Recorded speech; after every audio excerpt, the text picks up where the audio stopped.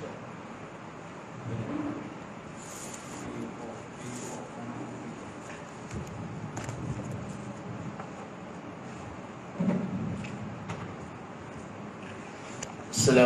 warahmatullahi wabarakatuh. A'udzu billahi minasyaitonir rajim. Bismillahirrahmanirrahim. Alhamdulillahi rabbil alamin wa afdhalus salati wa atammut taslimi ala sayyidina Muhammad wa ala alihi wa sahbihi ajma'in. Allahumma akhrijna min zulumatil wahmi wa akrimna binuril fahmi waftah alaina bima'rifatil ilmi وسهل أخلاقنا بالحلم وجعلنا ممن يستمعون القول فيتبعون أحسنه. اللهم إنا نعوذ بك من أن نضله أو نضله أو نزله أو نزله أو نظلمه أو نظلمه أو نجهله أو يجهل علينا عز جارك وجل ثناؤك ولا إله غيرك. بسم الله وبالله توكلنا على الله لا حول ولا قوة إلا بالله العلي العظيم. أما بعد. Muslimin, mudah-mudahan dirahmati dan dikasihi oleh Allah Subhanahu wa ta'ala. Jadi insyaAllah pada malam ni kita akan sambung pengajian kita dalam kitab Al-Fiqhul Manhaji pada jilid yang ke-6, yang mana jilid yang ke-6 ini membicarakan tentang babul muamalah, berkaitan dengan muamalat di dalam Islam. Kita sampai dah bab di mana?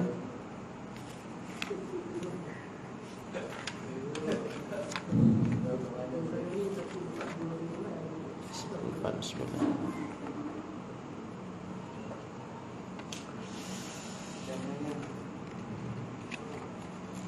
Bab yang ke-30.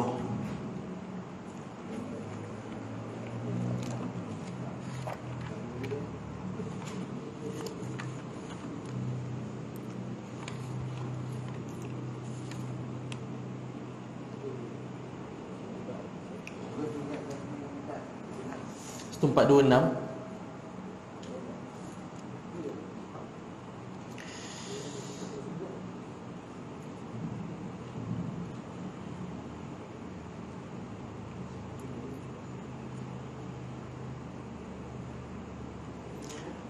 Baik, saya ingat kita masuk terus kepada bab yang seterusnya, iaitu bab yang terakhir.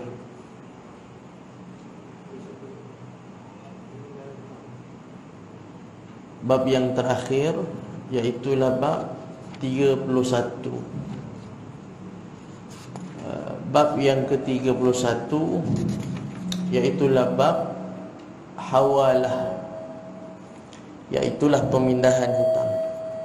Sebab saya tengok yang lepas, kalau ikut catatan saya dah 140, 141 tu kita dah baca dah. Itu yang terakhir saya catat lah, tapi mungkin juga kita dah baca sampai habis. Wallahualam, saya tak catat. Cuma insyaAllah kita akan masuk terus kepada bab yang terakhir. Bab yang terakhir pada jilid yang ke-6 iaitulah babul hawalah, iaitulah bab pada menyatakan tentang pemindahan hutang. Bab tentang pemindahan hutang. Muka surat 1449. Baik, pemindahan hutang hawalah menurut bahasa Arab, hawalah yakni al-hawalah iaitu pemindahan atau perpindahan. Menurut istilah fuqaha, hawalah ialah kontrak yang menyebabkan pemindahan hutang daripada satu pihak kepada pihak yang lain. Pengarang kitab Mughnil Muhtaj berkata, istilah ini merujuk kepada perpindahan hutang daripada satu pihak kepada pihak yang lain. Kesahihan menurut syarak. Baik, apakah yang dimaksudkan dengan al-hawalah? Hawalah yang kita akan bahaskan secara umum dia adalah satu kontrak, satu perjanjian yang berlaku untuk memindahkan hutang kepada pihak yang ketiga. Contoh, saya ada hutang kepada seseorang. Nama dia katalah Ahmad. Kemudian hutang saya kepada Ahmad yang berjumlah 1,000 itu saya pindahkan kepada orang lain. Orang lain itu ya imma dia berhutang dengan saya ataupun tidak. Yang itu nanti kita sebutkan, dia tidak mengambil kira. Ya imma pihak yang ketiga yang namanya Abu itu berhutang dengan saya ataupun tidak. Jadi saya memindahkan hutang saya kepada Ahmad yang berjumlah 1,000 tadi itu kepada Abu. Itu perbincangan yang kita akan bincangkan pada malam ini, yang dinamakan sebagai al-hawalah. Baik, menurut kesahihan syarak, dalil yang membenarkan hawalah ialah hadis riwayat Al-Bukhari dan Muslim bahawa Rasulullah sallallahu alaihi wasallam bersabda, "Matlul ghaniyyi zulmun fa idza utbi'a ahadukum ala mali'in falyatba'." Perbuatan melambatkan pembayaran hutang dengan sengaja oleh orang kaya adalah satu kezaliman. Apabila seseorang kamu dipindahkan hutangnya kepada orang lain yang kaya, maka hendaklah ia menerimanya. Jadi ini dalil daripada Nabi SAW bahawa boleh untuk kita memindahkan hutang kita kepada seseorang daripada seseorang. Dalam riwayat Ahmad pula ia disebutkan, wa man uhila ala mali'in falyahtal, siapa yang dipindahkan hutangnya kepada orang lain yang kaya, maka hendaklah dia menerima. Orang kaya di sini adalah orang yang berhutang yang mampu membayar hutangnya. Kezaliman ialah melanggar hak orang lain dan ia diharamkan. Seseorang kamu dipindahkan hutangnya, bermaksud sesiapa di kalangan kamu yang hutangnya dipindahkan kepada orang lain.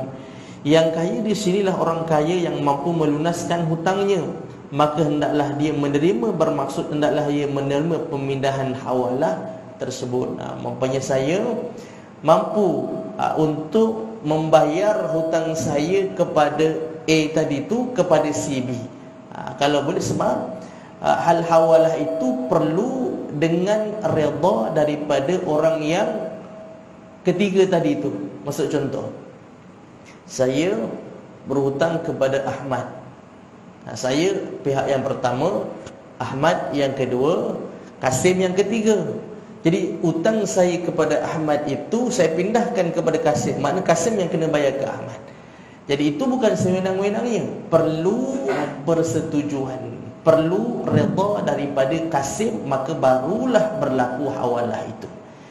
Jadi kalau seandainya Kasim itu mampu berbuat demikian, yakni menerima perpindahan hutang itu, maka hendaklah dia dilakukan. Baik. Seluruh umat Islam pada sepanjang zaman telah sependapat pemindahan hutang dibenarkan dan bertepatan dengan syarak.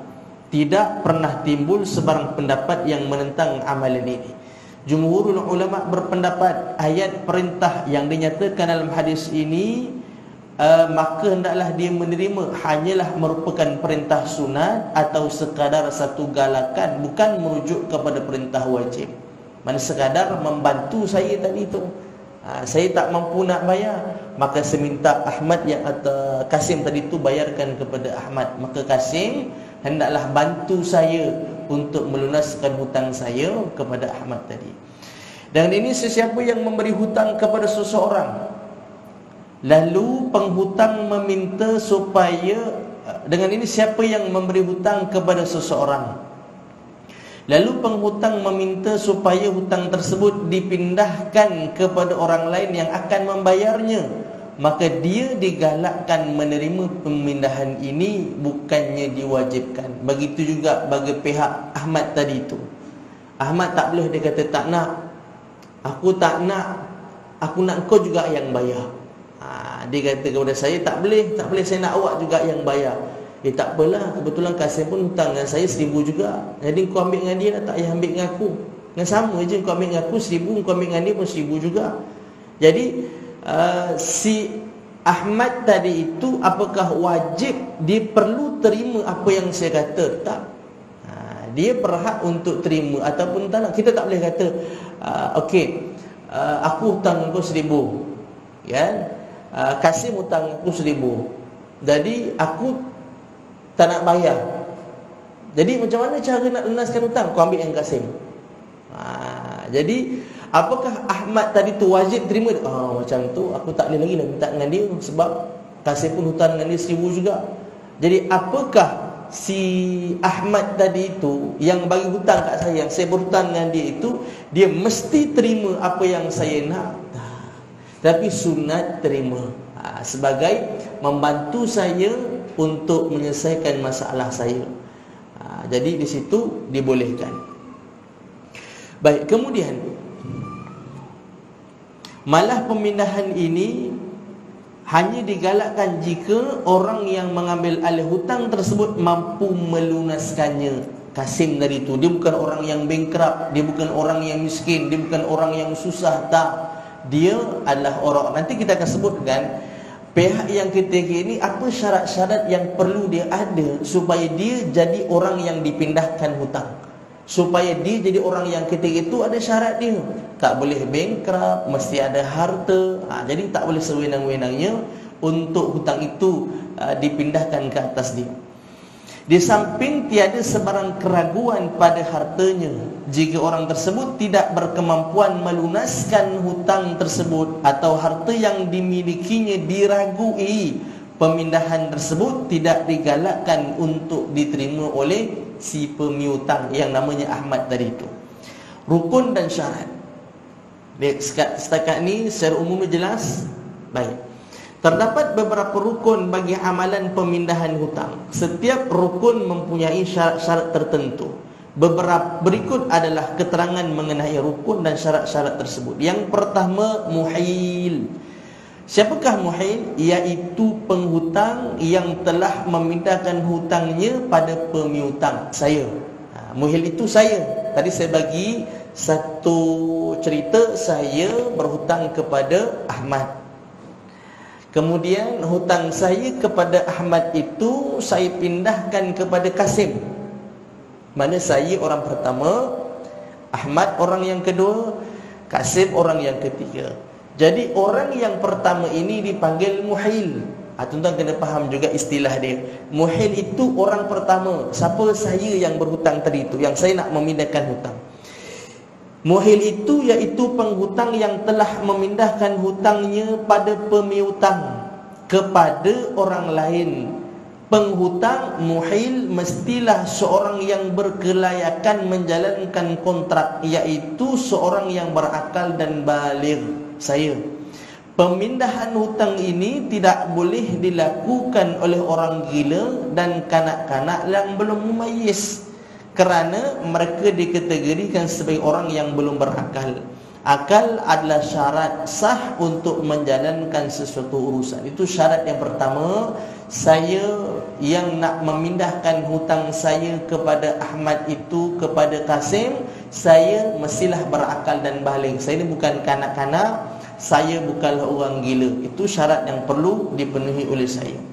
Yang kedua, muhal. Siapakah muhal?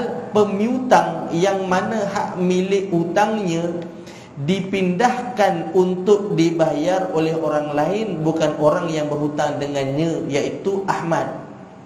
Muhal ataupun dipanggil muhtal, sama je. Muhal itu siapa? Muhal itu Ahmad.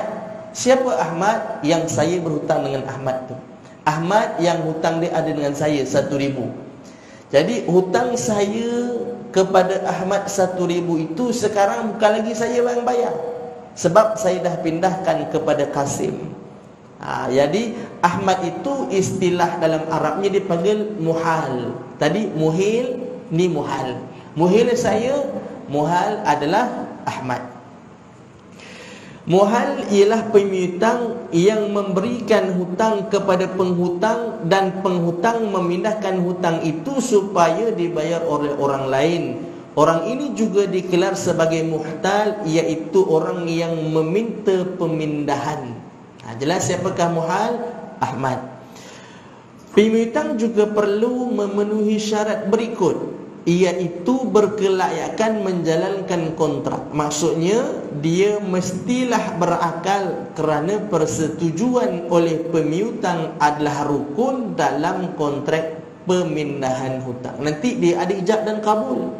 ijab daripada saya, kabul daripada dia. Saya mesti minta persetujuan daripada dia. Kalau dia kata tak nak, saya tak terima hawalah ni, saya nak awak juga yang bayar. Jadi kalau itu dipanggil muamalahnya, orang yang tidak balik tak boleh. Yang nak menerima ijab dan kabul itu mestilah orang yang berakal dan mestilah orang yang balik.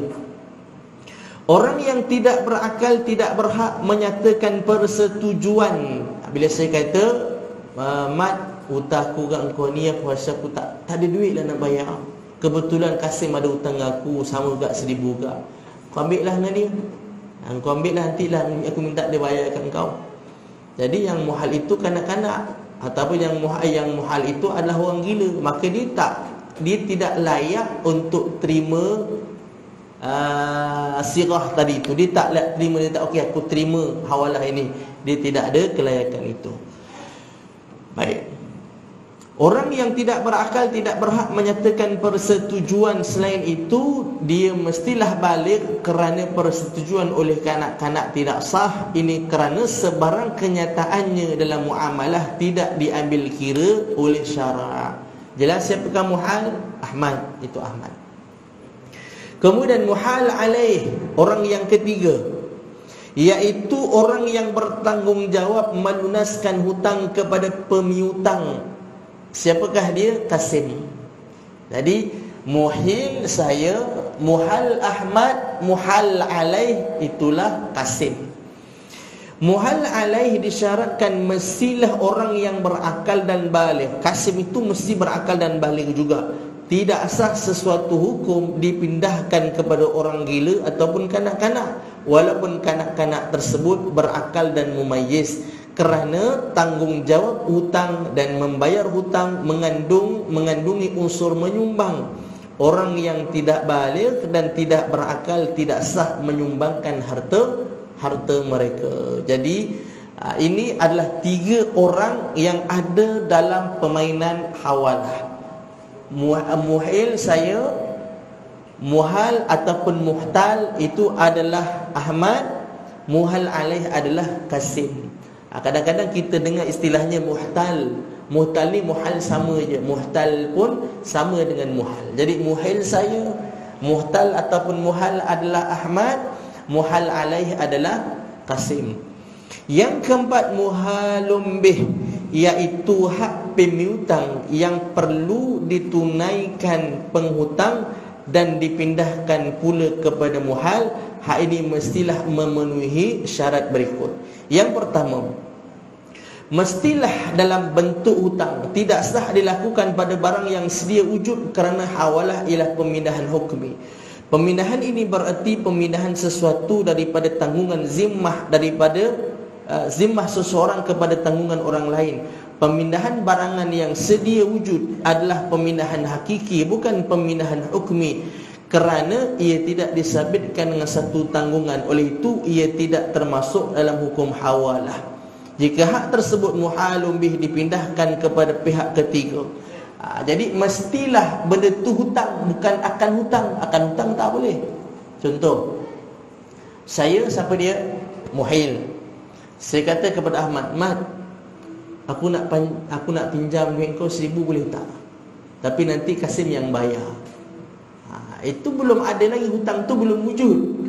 Dia tak boleh yang akan hutang, dia mesti yang hutang tu yang nak dipindahkan. Yang belum hutang tak jadi. Jadi mestilah ia hutang barang yang dah ada.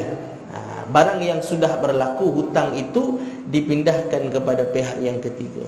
Jadi kalau nak hutang, kemudian kita katakan kepada Ahmad, nanti kau pergi ambil dengan dia, itu dia tak jadi hawalah. Hawalah yang kita bincang iaitu hutang yang dah ada pada saya pindahkan kepada Kasim, untuk Kasim bayar kepada Ahmad. Jika hak tersebut dipindahkan kepada pihak ketiga, iaitu muhal bih dipindahkan kepada muhal alaih kepada Kasim, dalam bentuk barangan yang sedia ada seperti permaidani ataupun mesin basuh untuk diserahkan kepada pemiutang, perpindahan tersebut dinamakan wakalah, bukan hawalah. Hukum yang berkaitan adalah hukum wakalah, bukan hukum hawalah. Jadi kita nak bincang ni bukan kita nak bincang tentang wakalah, kita nak bincang tentang hawalah. Yang kedua, hutang tersebut mestilah telah berkuat kuasa. Contohnya harga yang perlu dibayar selepas barangan jualan diterima dan tamat tempoh khiyar, ataupun ia hampir berkuat kuasa seperti harga yang perlu dibayar ketika masih dalam tempoh khiyar, kerana ia akan berkuat kuasa selepas tamatnya tempoh khiyar. Pendapat ini adalah pendapat yang paling sahih. Ketika itu, jika penjual memindahkan hutang tersebut kepada seseorang yang menerima bayaran daripada pembeli, pemindahan tersebut asal sah.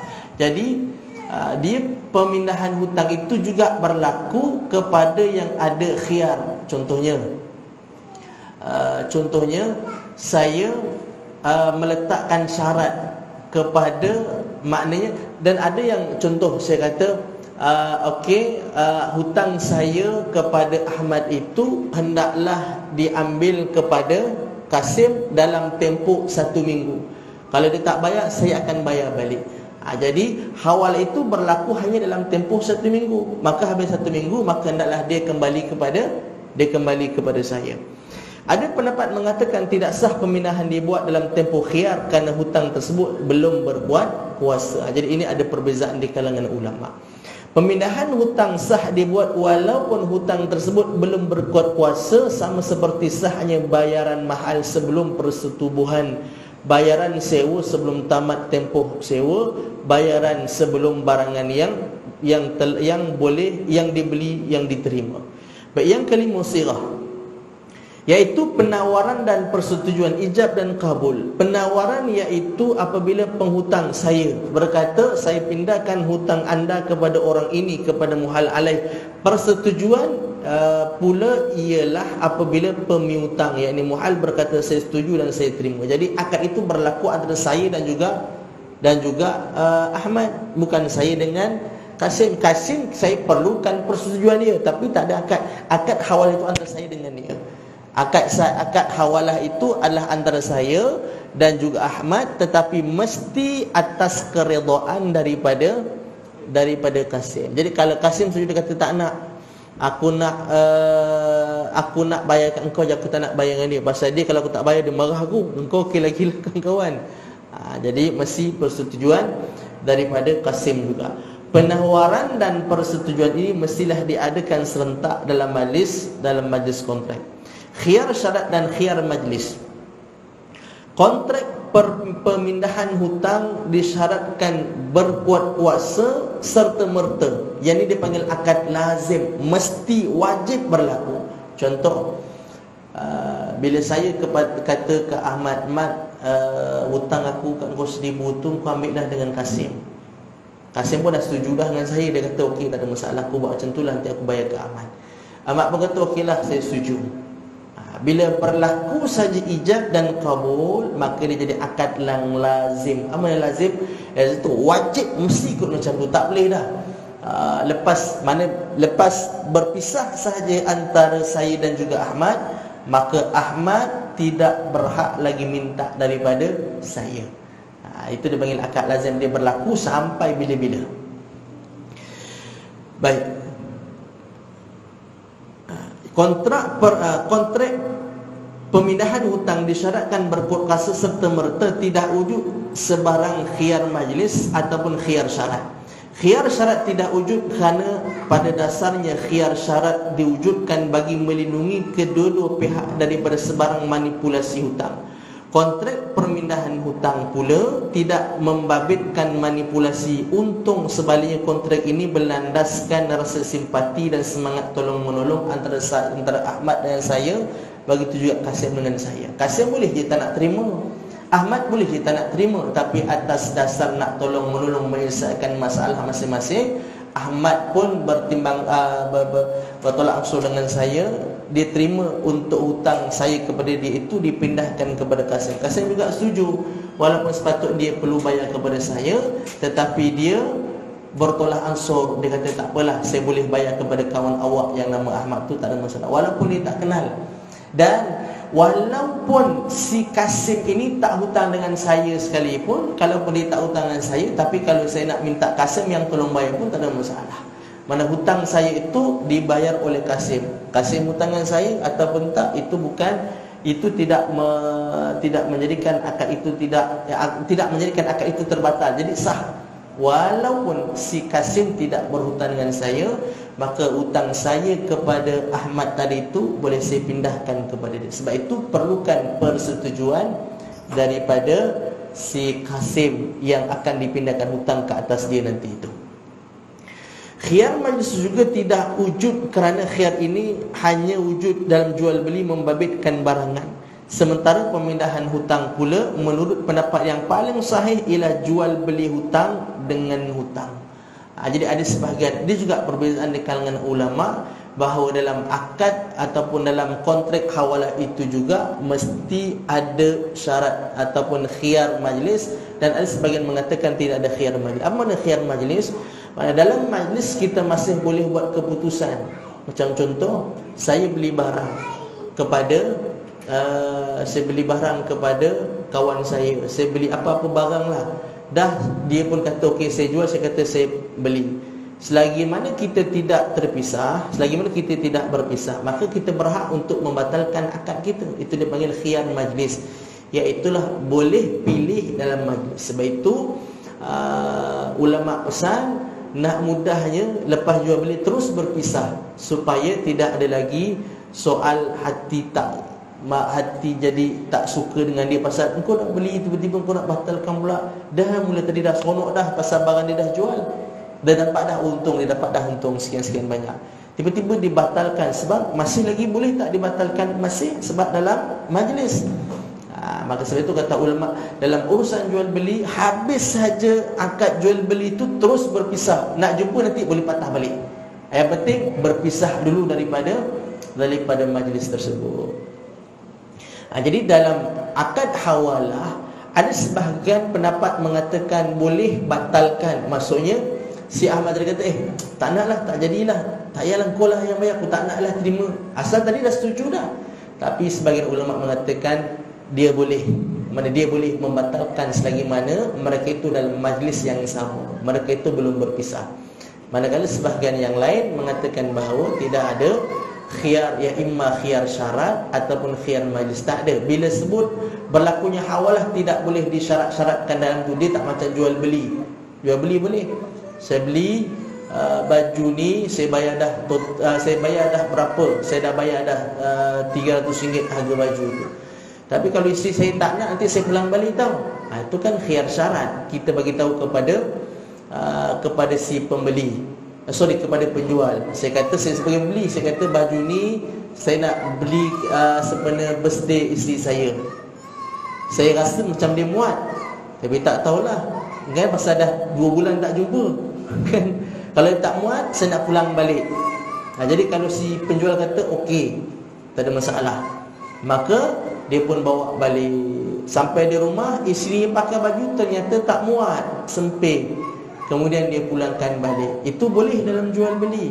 Ada khiyar syarat, maknanya dia boleh meletakkan syarat dalam tu.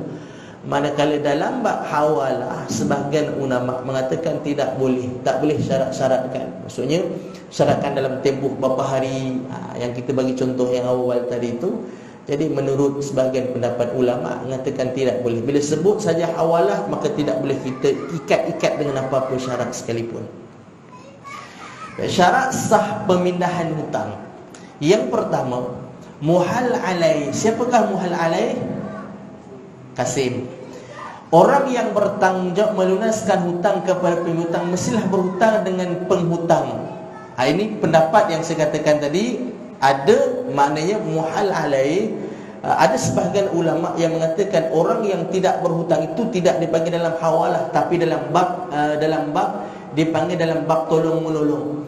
Tetapi dalam kitab kita, ulama yang mengarang kitab kita ni berpendapat bahawa hawalah itu mesti Kasim itu berhutang dengan saya.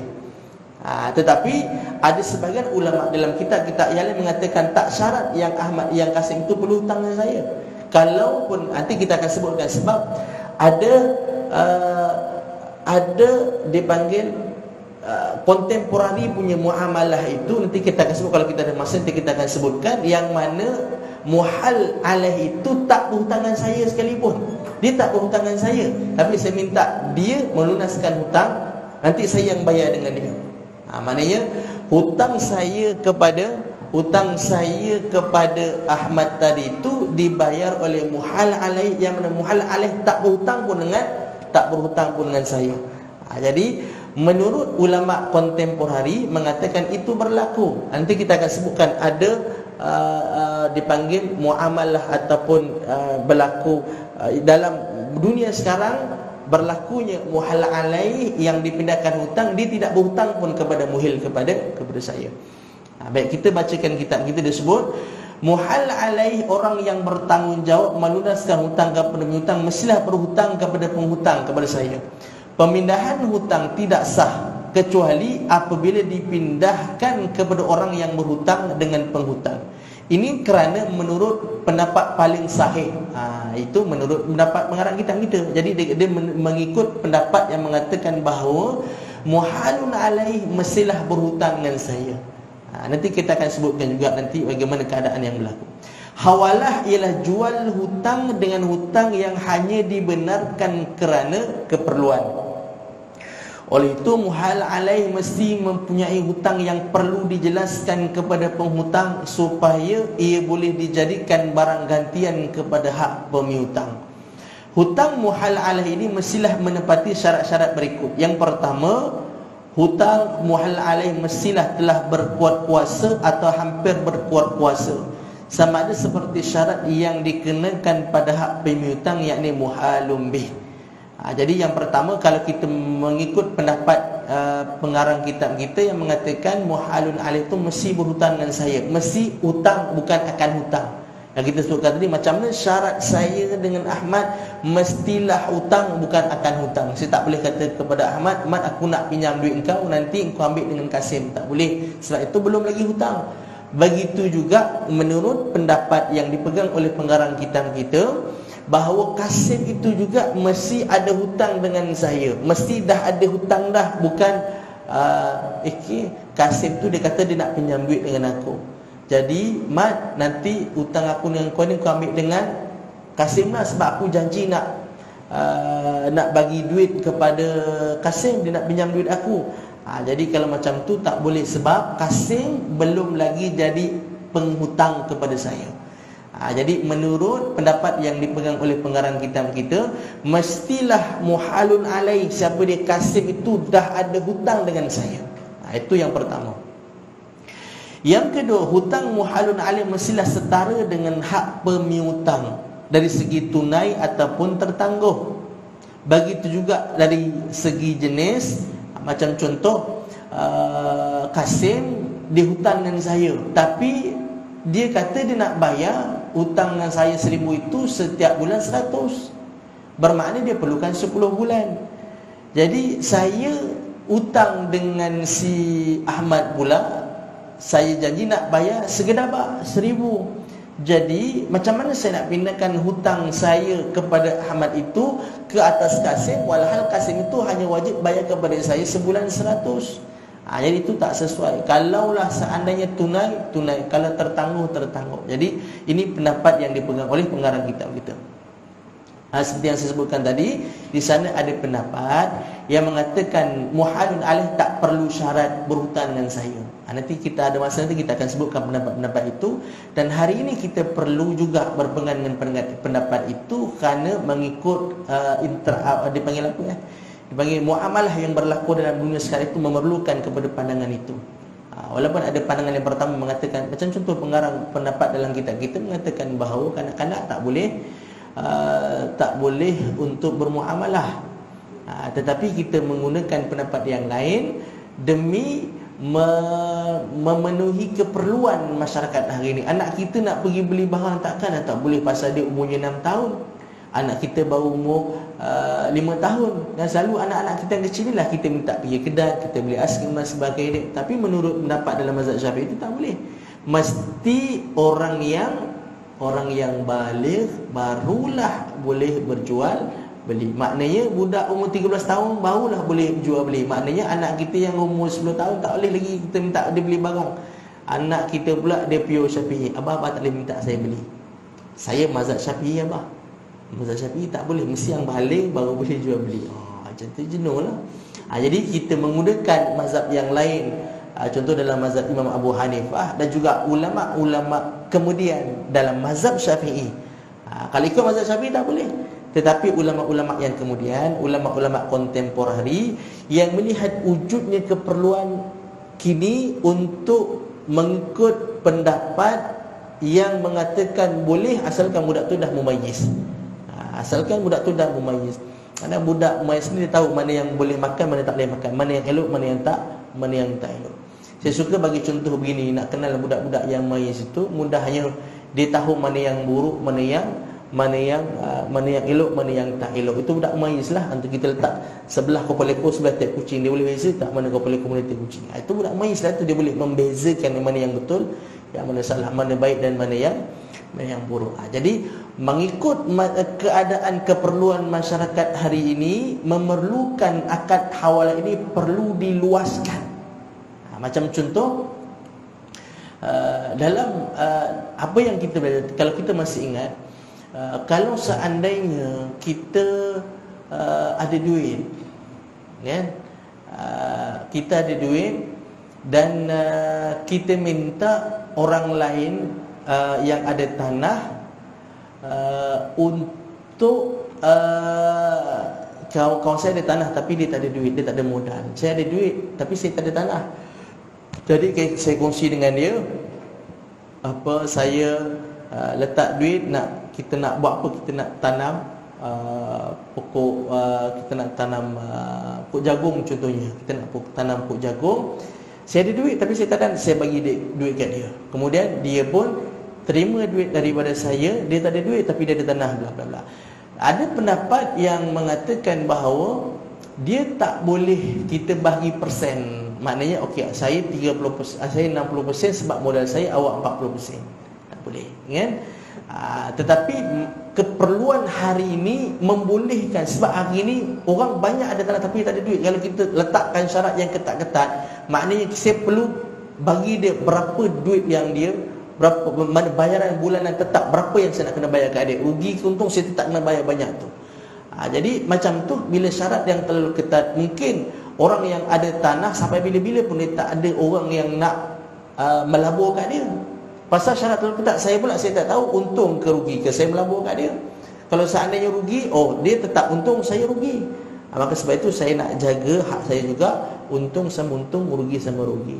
Maka akad ataupun benda yang disempitkan itu, idza dhaqal amru ittasa'. Dalam satu kaedah fiqh disebut, bila benda itu sempit, ittasa', kita luaskan. Ada lagi pendapat-pendapat yang di sana mengatakan dibolehkan. Baik. Macam contoh pertukaran ataupun pembelian barang secara tunai, ataupun kita jual akad beli salam. Akad salam kan mesti dibeli secara tunai, duit kita bagi. Tapi sekarang duit tu tak ada, kan? Ataupun kita nak tukar duit, contoh kita nak hantar duit kepada anak kita. Kita bagi duit, kita bagi duit Malaysia. Contohnya kan, kita bagi duit Malaysia. Kemudian anak kita di Australia, dia ambil Australia pakai duit apa? Dolar. Duit sana lah, kan? Bermakna di situ ada pertukaran duit antara duit Malaysia dengan duit yang lain. Kan dalam, kalau kita masih ingat, kita belajar bab riba, dia ada dipanggil jenis yang sama dan jenis yang berbeza. Apa maksud dia? Contoh, kalau masih ingat apa makna jenis yang sama dan jenis yang berbeza? Contoh, duit dengan duit dipanggil elah riba sama. Okey, elah riba sama, dua-dua mata wang. Sebab jadi ribanya dua-dua mata wang. Tapi emas dan perak ni kan dua-dua mata wang. Perak pun mata wang, emas dan mata wang. Jadi dia panggil ini adalah elah riba sama. Boleh jadi ribanya sama sebab jadi ribanya sama. Tetapi emas dan perak jenis yang berbeza. Sebab apa jenis yang berbeza? Ini emas, ni perak. Dia sama juga, ini RM, ni USD. iaitu jenis yang berbeza. Bila jenis yang berbeza, kan ada syarat dia tak sama dengan jenis yang sama. Contoh kalau RM dengan RM, syarat dia tak sama dengan kalau tukar RM dengan USD. Kalau RM dengan RM, dua syarat yang kita perlu penuhkan. Yang pertama, mesti sama banyak. Saya bagi awak RM1, RM10, awak bagi saya RM10 sekeping. Syarat pertama. Yang kedua, mesti dalam majlis yang sama, tak boleh berpisah. Okey, saya bagi awak RM10, RM1, nanti lepas Zuhur saya datang ambil RM10 sekeping. Tak boleh, dia jadi riba. Tapi kalau jenis yang berbeza, satu RM, satu USD, syarat sama banyak itu tidak lagi ada. Yang tadi RM10 dengan RM10. Jadi sekarang RM dengan USD tak bolehlah 10 RM dengan 10 USD. Maka syarat itu dibolehkan. Maknanya syarat pertama sama banyak itu tidak lagi diletakkan di situ. Tak ada. Mesti sama banyak, tak ada. Tetapi oleh kerana jenis yang berbeza, sebab riba yang sama, mestilah syarat yang kedua dipenuhi, iaitu dalam majlis yang sama. Ingat lagi tak? Maksudnya saya nak tukar duit, saya pergi Mekah contohnya, saya ada RM1,000. Saya pergi dekat tempat tukar duit tu, dia bagi saya 870 atau 900 rial. 900 rial. Mesti dalam majlis yang sama.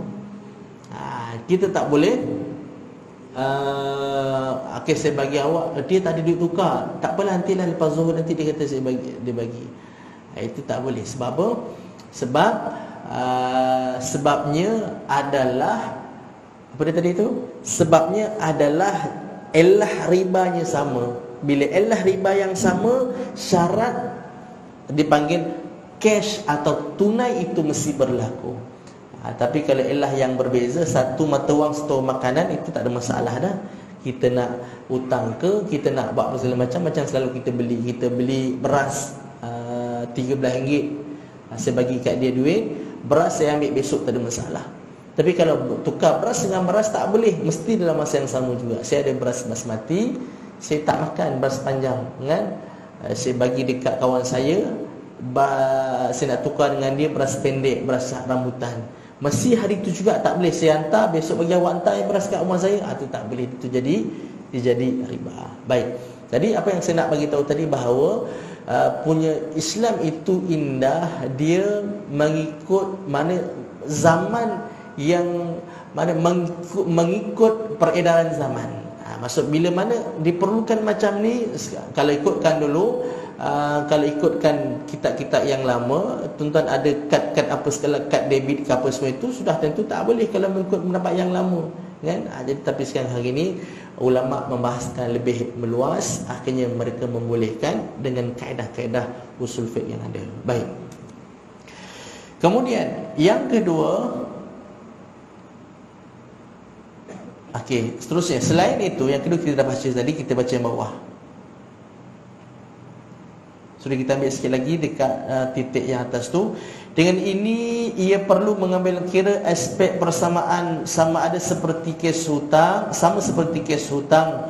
Jika hutang muhalun alaih dan hak pemiutang berbeza, ia bermakna wujudnya permintaan tambahan kepada hak yang dibenarkan, oleh itu hawalah tersebut tidak dibenarkan. Selain itu, hawalah sama dengan al-muqassah, kerana melalui hawalah hutang yang ditanggung oleh penghutang. Baik, kita dah pukul 10, saya kira kita cukup di situ dulu. Kemudian kita akan sambung yang lain tu, kita akan habiskan perbahasan kita kalau cukup masa pada pertemuan kita yang akan datang nanti, kalau diizinkan oleh Allah Subhanahu wa taala, insya-Allah. Jadi di situ kalau ada soalan, boleh kongsikan soalan. Kalau ada jawapan, saya akan jawab insya-Allah.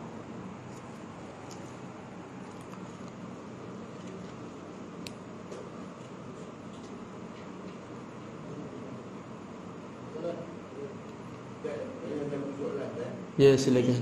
Untuk orang kita pinjam dengan saudara RM10,000 lah kurang. Kalau kita pinjam ni, kita nak bayar, kita tak janji masa yang bila. So kalau ada duit lah, saya bayar lah. Tapi saudara sendirilah. So lepas kita bayar tu dalam masa yang bila lama, contohlah dalam 2 tahun apa, kita bayar tunai, kita pinjam 10, kita tunainya RM10,000. Ya betul. Tetapi kita hadiahkan kat dia, contoh dia 3,000 ke apa, kita pergi dia punya hadiah. Mana dia Bermakna 13,000 dah kita bagi kat dia.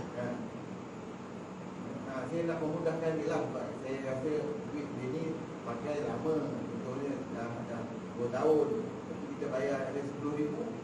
Dalam 10,000 tu memang kita bayar tunai 10,000 lah. Berarti kita asingkan, kita hadiahkan dekat dia lah sebab 3,000 ke 5,000 ke. Itu macam mana kira? Baik, kalau kita buat macam tu, jadi kita hutang dengan satu orang kawan 10,000, tak kira lah sama ada masa ataupun tak. Kemudian saya pulangkan hutang itu beserta tambahan. Apakah dia jadi, soalnya apakah jadi riba ataupun tak, apakah boleh ataupun tidak. Kalau tidak disyaratkan dalam akad, maka itu adalah satu sunnah yang dituntut.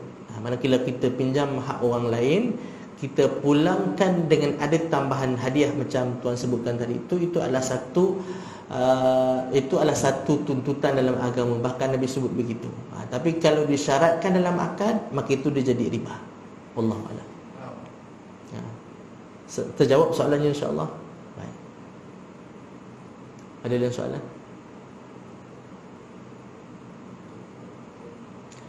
Yang tadi jelas insya-Allah sebagai mukadimah kita untuk bab al-hawalah. Pasal dah lama dah kita dah pasal yang bab muamalah ni sangat penting sebenarnya, tapi pasal kita dah lama tinggal dan saya rasa kita perlu balik. Maknanya kalau kita nak tanya hal-hal yang lalu, melainkan keperluan masa sekarang, kalau kita lupa, sedangkan benda itu perlu kita nak tahu. Jadi boleh juga bertanya insya-Allah dalam tempoh kita masih lagi dalam perbahasan berkaitan dengan muamalah. Jadi tuan-tuan nak tanya berkaitan dengan yang sebelum ni pun insya-Allah kalau ada jawapan saya boleh juga kongsikan jawapan insya-Allah.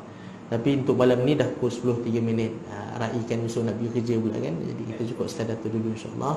Tapi untuk akan datang, mana soalan itu, kalau kita ada soalan yang apa yang kita belajar malam tu, itu kita utamakan. Tapi kalau tak ada soalan, nak bertanya tentang benda yang kita dah belajar pun boleh juga. Saya tahu sebab muamalah ini adalah benda yang kadang-kadang kita terlupa kan.